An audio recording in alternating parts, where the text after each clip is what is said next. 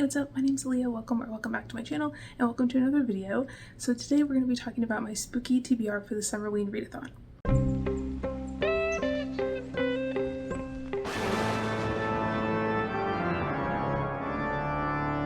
So if you don't know, Summerween is an annual readathon that's hosted by Gabby from Gabby Reads every July, and the readathon's all about bringing the spooky Halloween vibes into the summertime.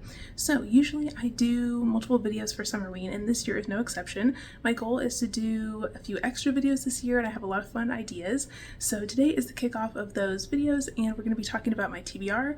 And so for this readathon, Gabby has come up with some prompts for us. I believe there's 5 of them, and then there's also a little bingo board as well, so I'd like to use these throughout the readathon as well. So basically what I did is I put 50 book titles into this little jar, and today we're going to be pulling out 10 of them to help determine what my TBR is going to be, and then we're going to narrow it down from there, and I'm going to be reading the first chapter of all 10 of those books, and then I'm going to narrow it down to my top 5, and those 5 are going to be my tentative TBR for the readathon, because I want to have a starting point, but I also want to give myself the freedom to like switch things in and out if I need to, or if I want to read something that fulfills a specific prompt, or so on and so forth, because I am normally a mood reader, so I want to give myself some structure with these books, but I also want to have the flexibility to kind of like switch it up if I want to. So without any further ado, let's pick 10 of these bad boys and we will get into it. So I'm really excited about this because I put a little bit of everything in this jar. So there's some horror, there's some like monster romance, there's all kinds of things. There's some middle grade, some graphic novels, all of the above. So let's pick one. Okay, this is our first one. What's it gonna be? Ooh, okay. I got a Nice House on the Lake. So this is a like spooky horror graphic novel, I believe, about a guy who, I'm not sure if he's a serial killer or what his vibe is, but basically he sends some people that he knows. They're like acquaintances, they're not even like close friends of his, but he sends them all like these really cryptic emails asking them to come to his lake house in the summer.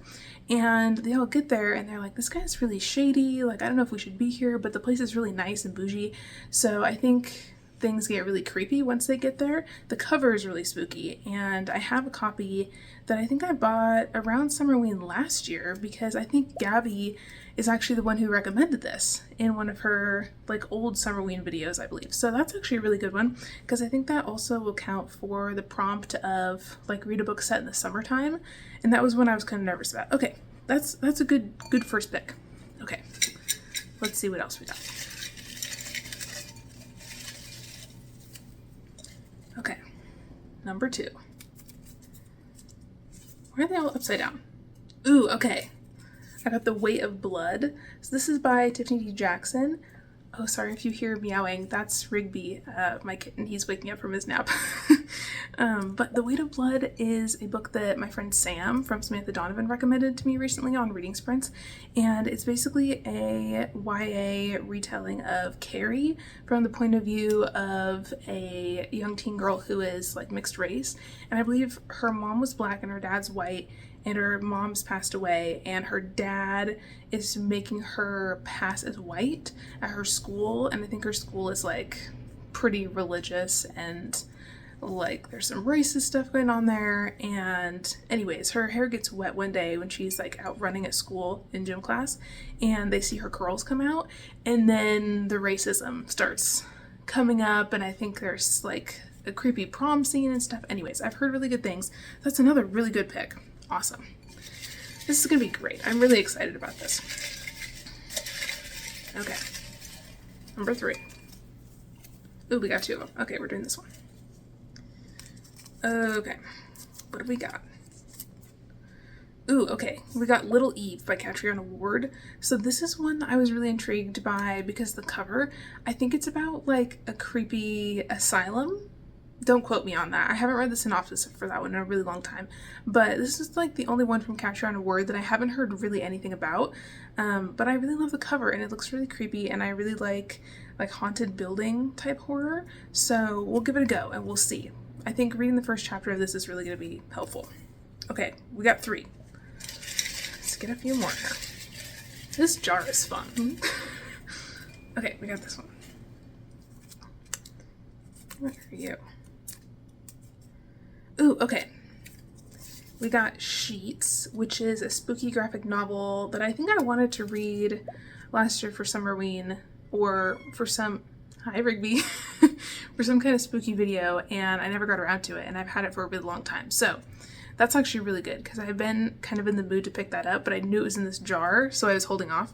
So that's a really good pick too. Okay, these are all bangers, to be honest. Okay, we got 6 more. I think that's math. Okay, let's get one from the bottom more. Okay. I think Rigby's like, why are you talking to yourself? He's never seen me film before, so he's just kind of like meowing from the couch. Ooh, okay. This one is Dead Collections, and I don't know who the author is on this one, but I'll put the cover up right here. This is one that got recommended to me on Instagram that was in like the 12 books, 12 months, 12 friends thing from last year, and I didn't get around to reading it, but I've heard that it's gay, and I think it has vampires, and it sounded really cool. It had a really unique synopsis from what I remember, so I'm excited about that one too. I have no idea what it's about. I feel like I've never heard anybody talk about it outside of the one person who recommended it to me for that 12 book, 12 months, 12 friends thingy. Okay. Look in the very bottom. Okay. What are you?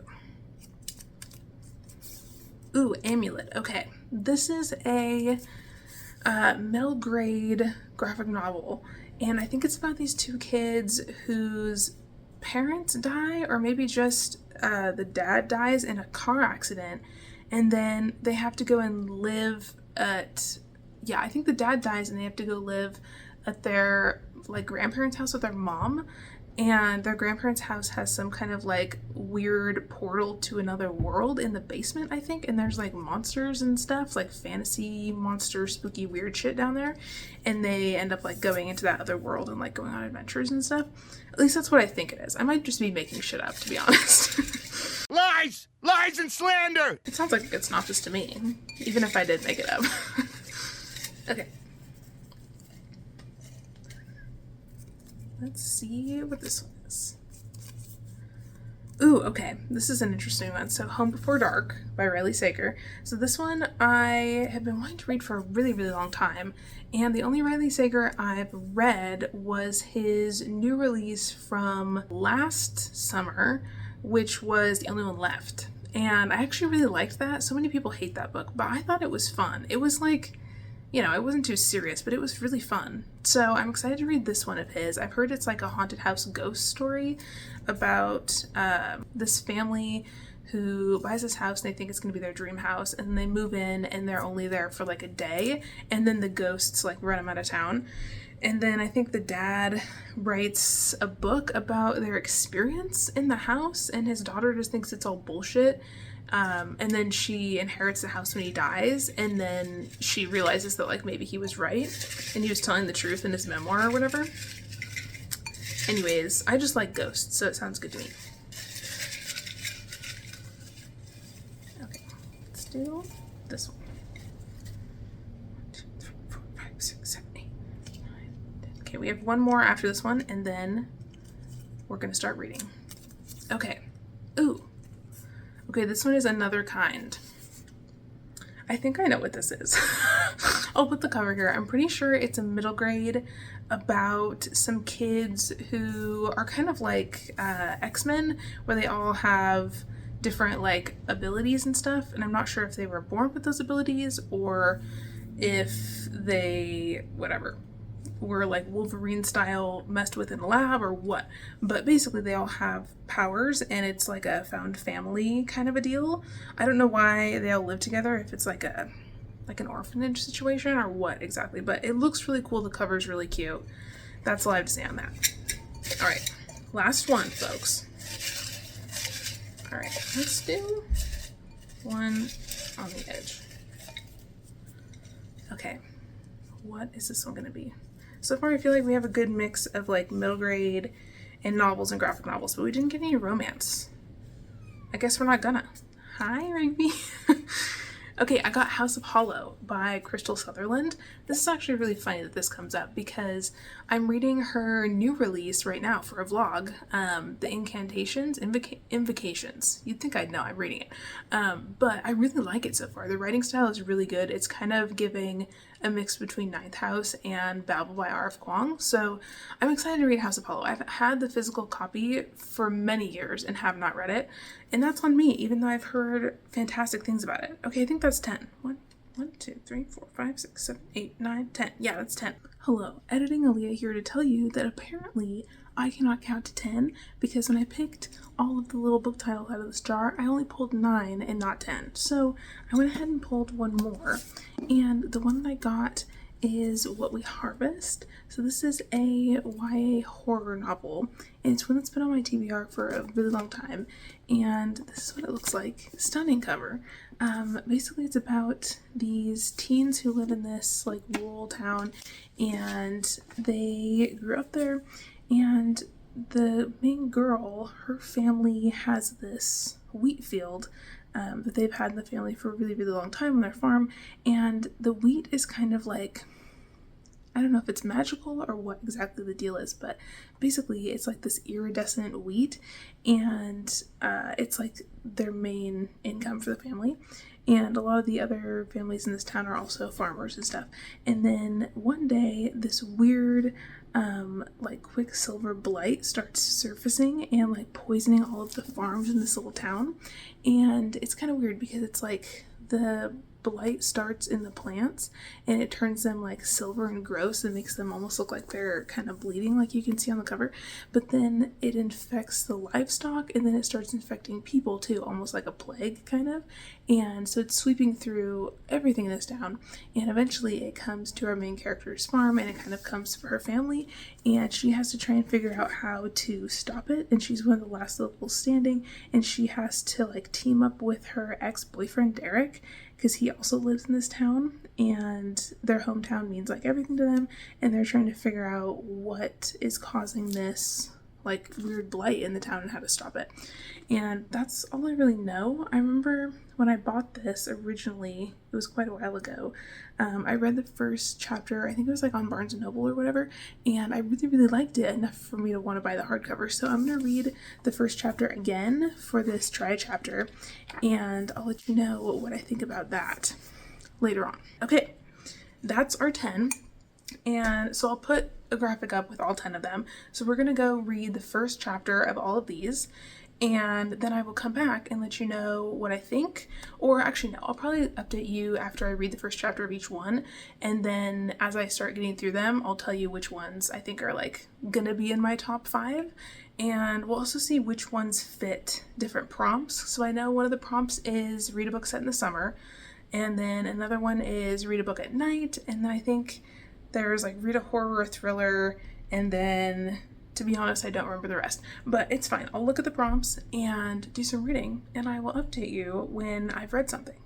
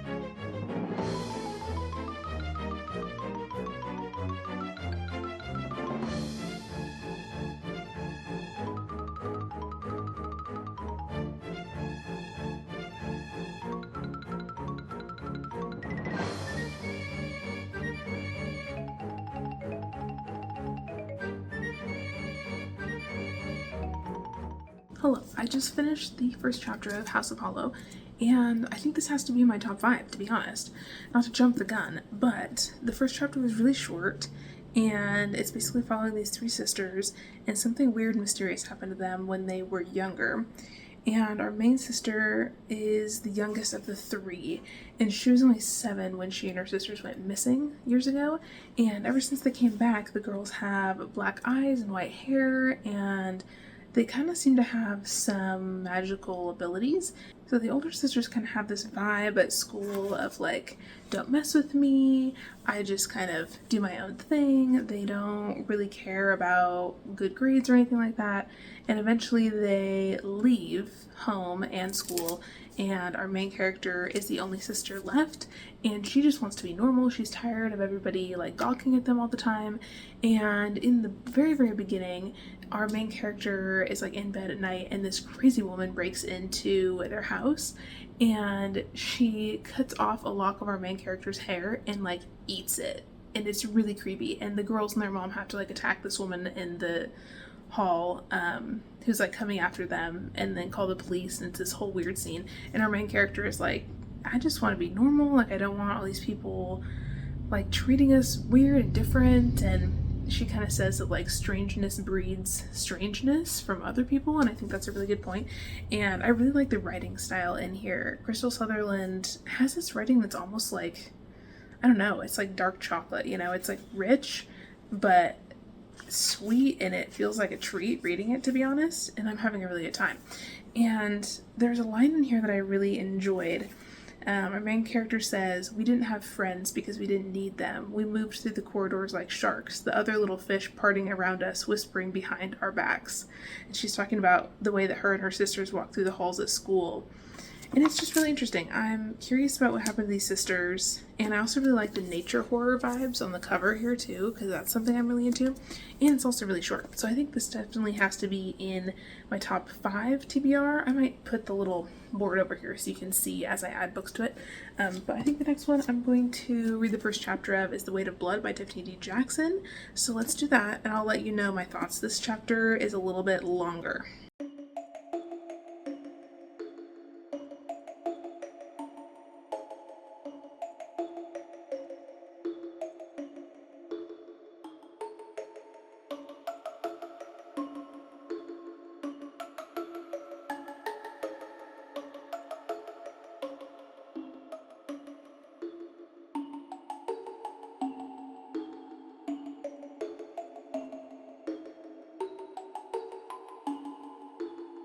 Hi, so I finished chapter 1 of The Weight of Blood, and it was good, but it wasn't like super gripping, if that makes sense. So the beginning, we open with this little snippet, because I think there's like almost like, I don't know if they're journal articles or episodes or what, but it begins with a testimony about this woman whose son went to the country club to go to the first integrated prom in this town, because normally they have had segregated prom in the past.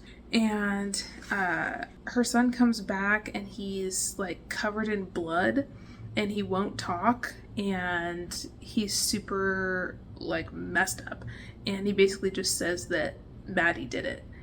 And then we get to see from Maddie's POV, and she's the main character. And basically she's in gym class and they're having to run outside on the track, and she's really worried about her hair getting wet because she knows if her hair gets wet then it will puff up and everyone will know she has an afro, and then they will know that she's black, because her dad is white and he has basically told her whole life like, nobody can ever know that you are mixed race. These white men are dangerous. And so she's been trying to hide it. She's hidden it for a long time. She barely even talks to anybody at school. And then of course it rains and her hair gets wet and everybody finds out, and she has to go to class afterwards, and all the kids are making fun of her, and it's really awful. And then at the end of the chapter, she basically like levitates all of the desks in the classroom and like bursts the windows and everything because she's so upset. And that's where it ends. So we basically find out that she also has like telekinetic powers, and the story kind of goes from there. But there's certain chapters that are from her POV and certain chapters that are like interviews or almost like parts of different episodes. And I'm not sure if the episodes are from a podcast or if they're from like a show that was made about the town or what, but I kind of don't like them, to be honest. Like, I want to hear her POV, but there's a POV like beginning chapter 2 that kind of like spoils it. That's basically saying like, oh, Maddie killed like 200 people at this prom in this town and it like destroyed the whole town or whatever. And I'm like, dude, spoiler alert, you know what I mean? So I don't know, it kind of like reduces the anticipation for the rest of the novel in my opinion, but that's just me.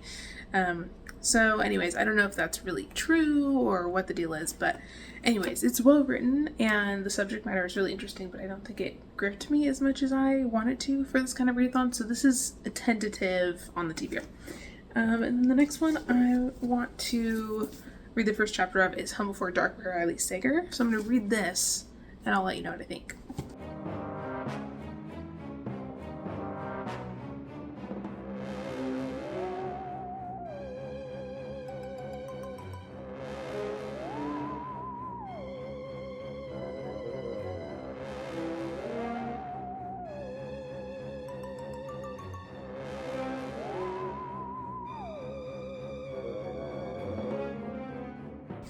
Okay, I just finished the first chapter of Home Before Dark by Riley Sager, and I read the prologue as well, and I think this is going to be my top 5. I am really enjoying it. It's basically a ghost story, and we're following our main character Maggie Holt, and she is an adult now, but when she was a child, she was really young. She was like 5, and her family bought this creepy old house. And basically they lived in the house for 20 days and then her family fled in the middle of the night, and basically the dad went to the cops and was like, hey, this house is haunted, it's really freaky, like something's wrong. And basically this reporter got a hold of it and put it in the papers, and then long story short, like the New York Times or whatever reached out and was like, hey, you should write a book and we'll publish it for you about your experience in this house. It'll be like one of the few real accounts of like a haunted house situation, and we want to know your full story in book form. And so the dad wrote this whole ass book, and his daughter Maggie has basically been living in the shadow of this book her entire life, and anywhere she goes people know who she is because he made her when she was a child basically as a main character in this story. And so everybody knows her as like the weird haunted house girl, and she's had issues like with friends and boyfriends, like bringing it up and being weird about it, and so it's kind of ruined her life in a lot of ways, and she's pretty salty about it. And so there's excerpts in here from his book where we get to see like her as a kid, and then we also get to see Maggie's POV now that she's an adult because her father has now passed away, and she just found out that he didn't sell the house. He still owned it when he died. And the house is called Baneberry Hall, and so basically she goes to the lawyer to get her inheritance from her dad, and she's grieving because he's just passed away and she cared about him, and basically the lawyer's like, here's the keys to the house. Fun fact, your dad still owned Baneberry Hall. And she's like, what do you mean? Like, he sold it. And the lawyer's like, no, he didn't sell it. And so now she's just inherited this house, ghosts and all, and she's trying to figure out what's going on because she doesn't believe her dad's book at all. She thinks that it's all just bullshit that he made up because once they ran out of the house, she was like, we didn't have anywhere to live. We were like staying in a motel, and he basically wrote this book from like the toilet seat of the hotel bathroom. And so she's like, whatever, it's probably just like a bullshit ploy for money that he did. But everybody else thinks it's real for the most part. And so I think she's going to go to the house and see if it's actually haunted or not, or what the deal is. But there's this really cool part I wanted to read to you from the book that her dad wrote. And he's talking to her, and she's a little girl, and she's basically telling him that she sees ghosts in the house. And that's when he's kind of realizing that maybe something is off about this house. And so he says, ghosts aren't real, Mags. If you don't believe me, ask your mother. She'll tell you the same thing. But they are, Maggie insisted. I see them all the time. And one of them talks to me, Mr. Shadow. A chill swept up my spine. Mr. Shadow? Maggie gave a single fearful nod. What does Mr. Shadow say? He says, Maggie gulped, trying hard to hold back tears. He says we're going to die here. Spooky. It's kind of reminding me of The September House, and I was really into that. And I also really liked his other book. His writing is just really easy to get through, and it's fun, and I like the way that he writes like haunted house stories. And so I think I'm going to put this in my top 5. It's definitely intriguing, and I feel like I can fly through it really fast. But honestly, I was looking at all the books that I pulled from the jar, and to be honest, most of them are really short, because we have a few graphic novels on the list that I also own physically. So we have these bad boys right here, and they're all like pretty short. So I feel like if I really wanted to, I probably could read all 10 of these, but I don't want to get like too out of hand. So regardless, we're going to pick the top 5. But I think I'm going to look through all 3 of these graphic novels and see which ones are kind of like calling to me the most just from the jump. And obviously they don't really have chapters, but I figure I can probably go through like the first few pages and just tell you like what the initial vibe is. So I'm going to do that. And then after that, we'll get into the 3 that I don't own physically, because I found 2 of them from the library on Hoopla, and one of them I found the audiobook. So we'll get to that after we get to these, and we might migrate to the bedroom and get a little more cozy and spooky. We'll see. So anyways, I'm going to go check these out, and I'll get back to you in a second with my thoughts. Hi. So I finished reading the beginning of the graphic novels and just kind of checking out the art style and stuff. And I think my top 2 are Sheets and The Nice House on the Lake. So for Sheets, I'm interested in this one because it talks about grief, which I think is kind of cool, and it has a really pretty art style. It has a lot of like cute ghosty stuff, and I also just really love all of the colors with like the bright pinks and greens and blues and stuff. I feel like that's going to be really cool.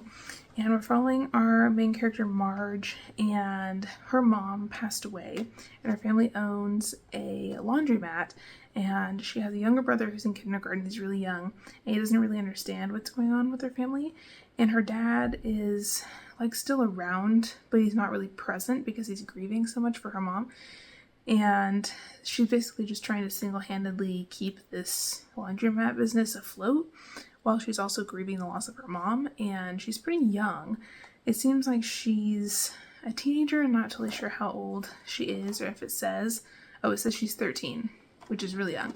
But basically she's kind of dealing with that, and it's around Halloween times. People are kind of talking about ghosts, and people are talking about ghosts at her school and things like that. And from the synopsis, it looks like she ends up making friends with a ghost who lives in the laundromat, and he's like made out of a sheet. And I'm not sure if it's like a manifestation of her grief for her mom or exactly what it is, but it looks really cool. I think it has an interesting premise, and I'm curious to see what happens with Marge. And then Nice House on the Lake, very different vibe. So this one is about all these people who have had different run-ins with this guy named Walter. And a lot of them have known him for many years, but at the beginning it opens with this girl who basically was going out with her friends frequently and would meet like friends of friends or like her friend's new boyfriend or whatever. And it was always like kind of circulating different people throughout the group. And one night she met this guy Walter, and he asked her, "How do you think the world is going to end?" And she kind of told him what she thought, and she was like, "Yeah, I'm kind of an optimist, you know." And then after that, they kept meeting up again and again, and they would have like late night text conversations about the end of the world. And he would always message her and just be like, "I was thinking about our conversation. Do you want to meet up again for coffee and like pick up where we left off?" And so she would always say yes. And then all of a sudden she doesn't hear from him for like 2 years. And she gets this really cryptic email inviting her to go to this like lake house that he's renting in Wisconsin and just like come hang out for a week. There's going to be like some other friends there that he wants to catch up with. They'll have like a fun summer getaway, whatever.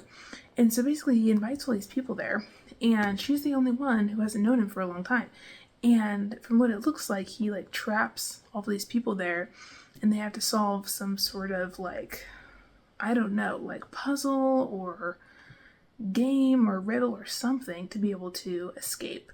And he keeps them there for like a really long time. And I think some of them like get injured. I'm not sure if some of them die or not, or what the deal is, but it looks really creepy and dark. And it's kind of like all of these people have been thrown together, and some of them know each other and some of them don't. And they're trying to figure out why Walter trapped them there and how to get out. And I remember Gabby saying something about like each character is given a symbol. So like these little symbols right here, if you can see that, are like what Walter assigns to each of them. And so the mailman brings them like different packages, and you know if it's your package based on the symbol. I'm not sure how they each know what symbol is assigned to them, but anyways, they all have like a different, I don't know what to call it, like profession. Like one of them is an artist, and one of them is a painter, and there's women and men, and it's just like a mix. But oh, here you can kind of see better. In the back, it kind of shows like who they all are and like whose symbol is whose, and a little bit of like who they are. So there's a consultant, a doctor, a pianist, comedian, accountant, scientist, writer, reporter, artist, and then Walter. And so anyways, it kind of just goes on like that. And I'm not sure how they get out, or if they do, or what the deal is, but it seems really unique, and it's definitely intriguing. The art style is not something I would normally go for, but I do think that the dialogue is really interesting, and the premise, and there's like different emails in here and stuff too. So anyways, I thought those two were the most intriguing of the two. And then Amulet is a really cute like middle grade kind of one. And the beginning is really sad because this family's in the car, and you can kind of see it here, like the dad is in the car, and the car goes off the edge of this cliff, and it's wintertime, and the mom and the daughter get out, but the dad doesn't make it out before the car like flips over the cliff. And so now these two kids are moving with their single mom a couple years later because she can't afford to live in the house that they had when the dad was still alive. And Rigby, can I help you? He's trying to chew on my books because he's teething. Anyways, basically the family moves into the mom's old family home. I don't know if her parents lived there or not, but it sounds like her great granddad owned the place, and he was some kind of scientist or something. And they immediately start running into these like weird monsters and stuff in the house, and one of them like eats their mom, and I think that she's not dead, but like I think they have to run through these different magic like doors in the house to try and get their mom back. And there's some magic amulet that they find in the house too, and something about, I don't know, later on there's like a bunny rabbit guy. Let me show you him if I can find him again. This guy? Who is this? I don't know, but it seems interesting, but I think these other two are kind of like grasping my attention from the jump a little bit more. So that's my vote. So right now we're at 4 out of 5, I think. Yeah, so Sheets, Nice House on the Lake, House of Hollow, and Home Before Dark are all in my top 5. So I think I'm gonna read the beginning of Little Eve, Another Kind, and what was the other one? Oh, the one with the vampires. The gay one with the vampires. I forgot what the title's called. I'll put the cover up here. I'm going to read the beginning of those on my iPad, and then I'll let you know what my favorite one is of those, or if any of those veto any of the other ones.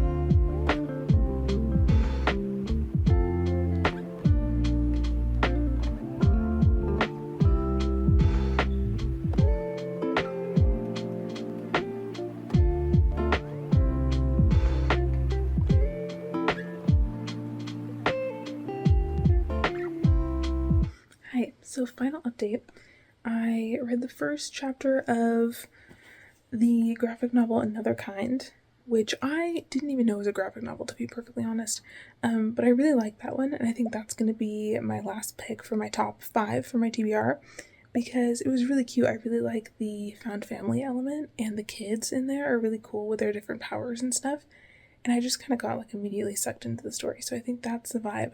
I know that's a lot of graphic novels, but you know what? I've been on a graphic novel kick anyway, so that's totally fine. And then I also read the first few pages of Little Eve, and to be honest, I couldn't tell you one damn thing that happened in that book. The sentences just are not, they don't flow together. The girl was using a lot of metaphors. It's like a historical horror set in the 1920s, and I just am not in the mood to even comprehend historical stuff right now. Yeah, I don't know what the fuck was going on. I was so confused, but I think that's when I need to read, like, not for a readathon, like when I have time to actually, like, you know, vegetate with it, if that makes sense. And then I also read the beginning of Dead Collections. So this one is a story about this, I think it's a guy who's a vampire, and he works as an archivist in, like, this kind of library archive kind of vibe. It reminds me of when I used to work in this old special collections basement of a university library in the summer. And it gave me flashbacks to when they used to inherit, like, random collections of stuff from people when they, like, died or when businesses went under or whatever. So, like, one time we got this whole shipment of, like, random old DVDs from this, not even historic, just, like, this random DVD place that went out of business and decided to, like, donate their whole collection to the library. And if somebody did that, we had to, like, accept it, basically, unless there was something really off. But they would accept, like, weird things. Like, they had, like, old sex toys and stuff that people donated. And I remember the special collections director one time showed me this naked painting of Spock that showed, like, all of his crown jewels in detail. It was very strange. Anyways, that's the energy that this book is giving, which is not a bad thing. But it is interesting, kind of unique. So we're following this vampire guy who works as an archivist, and this woman comes in, and her wife has just died. And she's basically like, my wife was working on this book for many years, like, this is what she wanted to be known for, and I want to donate her stuff, and also the manuscript of her book, to the archives. And the vampire guy's like, cool, that's fine. But the lady's kind of talking about how, like, she doesn't want to see any of this stuff anymore, and it's not because she didn't love her wife, it's just that her wife had, like, such a big personality that she feels like now that she's passed away, it's, like, really stifling to have her stuff around, which is kind of interesting. And also the archivist vampire guy, I mean, he's a vampire and people don't know that, and so he lives in the archives and HR doesn't know that, and he, like, sleeps on the couch in his office. Like, sleeps. He doesn't really sleep, he just kind of, like, rests and stuff. So he's kind of an interesting character, but anyways, so that's my thought on that. So the last book that I really need to read the first chapter of is What We Harvest, and I'm going to read the first chapter of this and then let you know what I think, but I'm leaning towards not putting this one in my top 5 because a lot of the other ones that I originally pulled from the jar from my top 10, I think I'm a little bit more interested in than I am in this at the moment, but we're going to give the first chapter a go and I'll let you know my thoughts.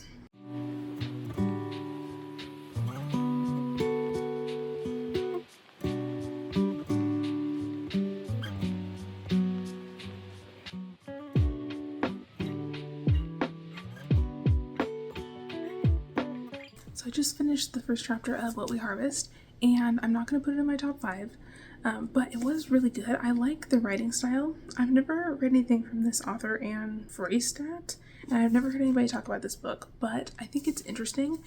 It's definitely got that YA vibe. It came out, what's the copyright on this? 2022. Okay, interesting. But we're following our main character, Ren, and her family's farm has now been hit by the blight, but her parents don't know yet.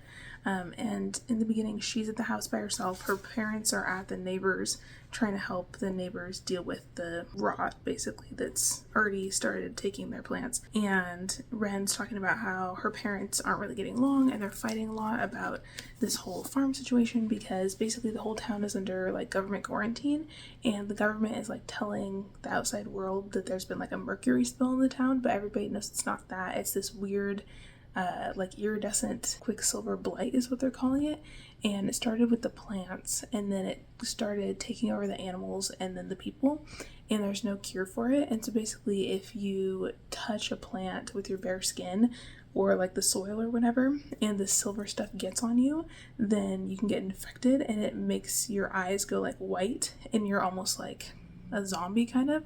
So there's a forest on the edge of the farm where Ren and her family live, and basically she says that like the forest has eyes now because that's kind of where all of the infected people and animals and stuff are kind of like congregating. And it seems like the main families that are left in the town are like the founding families. So it's like 3 main families that have the biggest farms who founded the whole town. And I guess Ren's family is one of those. And the inside flap kind of makes it sound like the ancestors of the founding families have something to do with the blight, maybe. But then Ren in the first chapter says something to the effect of like she thinks that the blight is her fault, and I don't know if it's like she made a deal with a demon to like make the crops grow and it went bad kind of thing, or what. But there's definitely some kind of like almost magical element to this because she calls the wheat like rainbow wheat, so there's like different colors of it that are almost like rainbow colors, and then this blight is like iridescent and stuff. So I'm not sure if there's like a magic thing going on with the farms or what, but basically she finds the blight has hit their field and it's hitting like the last row of wheat next to the forest, and she's trying to figure out how to stop it.